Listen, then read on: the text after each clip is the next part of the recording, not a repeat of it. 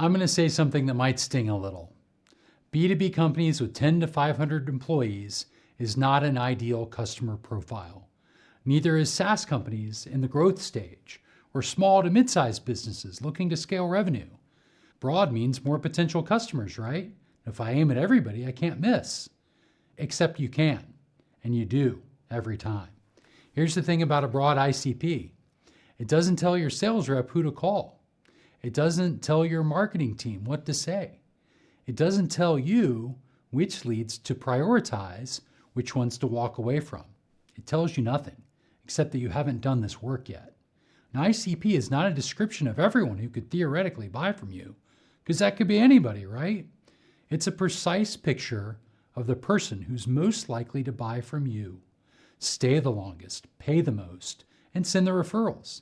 It's a dartboard, specific enough that a salesperson knows exactly who to call, what to say, and why that person needs to hear from them right now. Today I'm going to show you how to build one that actually works. I'm Mark from Rice Revenue Consulting, and this is one of the very first things I build with every founder I work with, because everything else depends on it. Your message depends on it. Your outreach depends on it. Your hiring decisions depend on it. Your content strategy depends on it.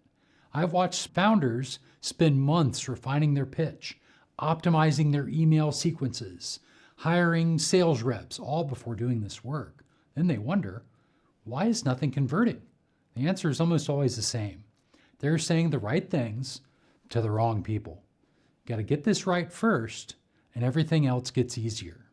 Start at the beginning. Who are your best customers? The biggest mistakes that founders make when building an ICP is starting from the outside in. I want you to flip that. Start from the inside out.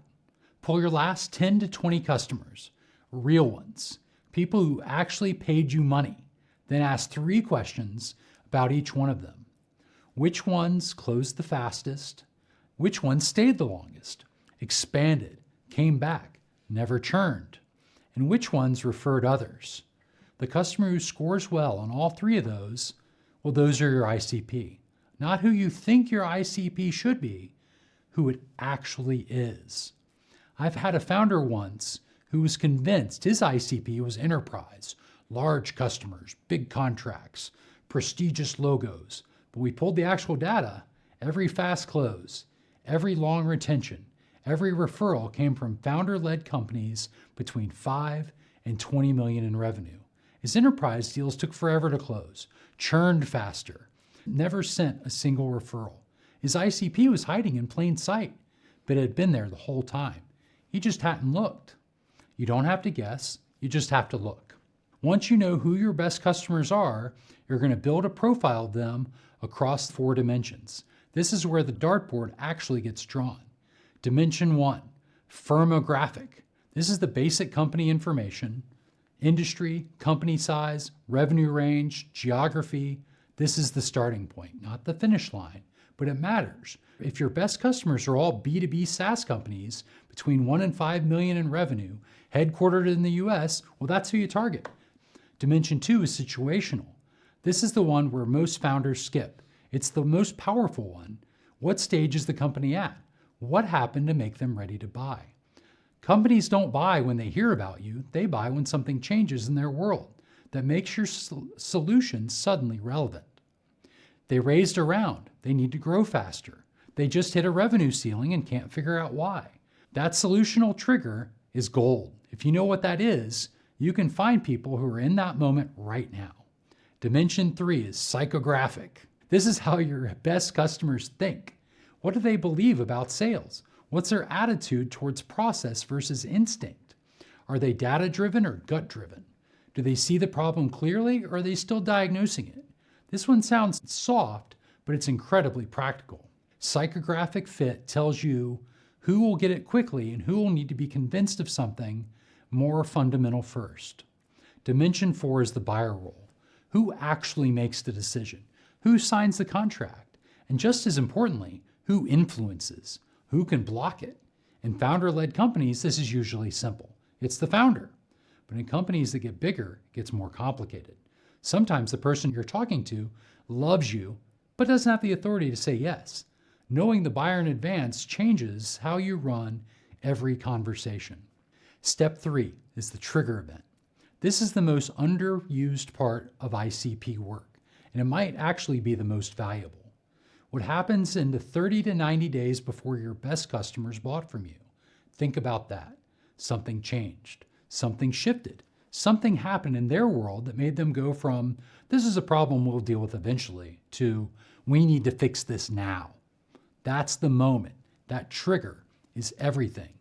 Because if you can identify what the trigger looks like, you can find people who are in that moment right now. You're not cold calling someone who has no urgency.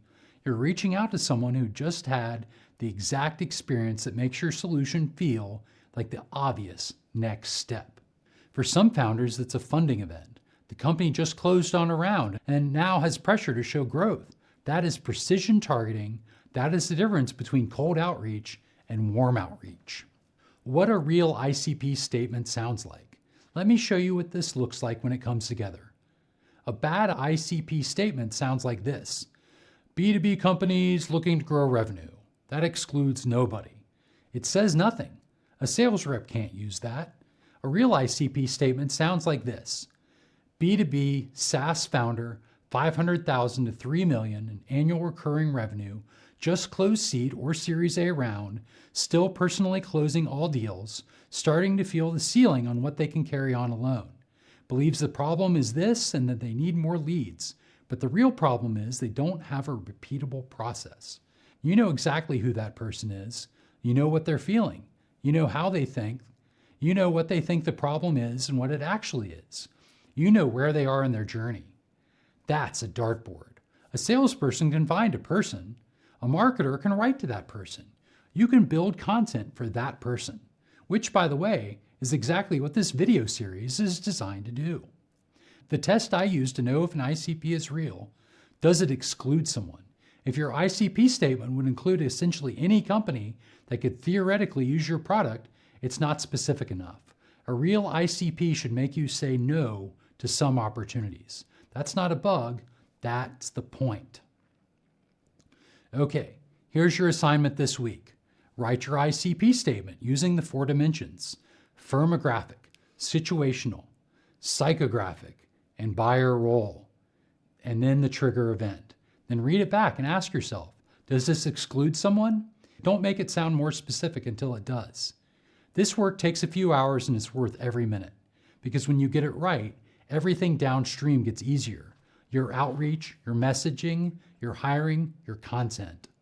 In the next video, I'm going to show you how to take that ICP and turn it into actual outreach that gets responses.